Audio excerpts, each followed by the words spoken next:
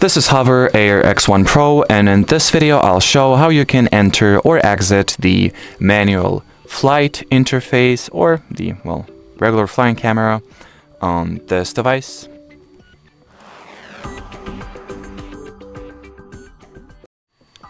So in the beginning, you will need to, of course, launch the HOVERAir X1 mobile app on your phone. Make sure that your drone is properly connected and paired with it, with your guest or actual Hover account.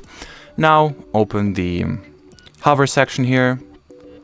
Then almost at the very bottom, you'll find the Smart Preview.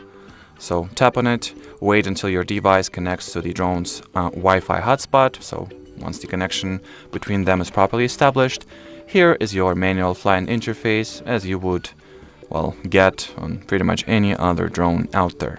And as far as this video goes, that'll be it. So thanks for watching, thanks for your attention, and bye-bye. Or actually, I'm terribly sorry. Before I finish the video, I've promised you to show how to exit it, of course. So while in the flying interface, at the top left corner, you have this little button that's, looks like home, I'd assume. So simply tap on it and you'll get back to the, mobile app menu or interface.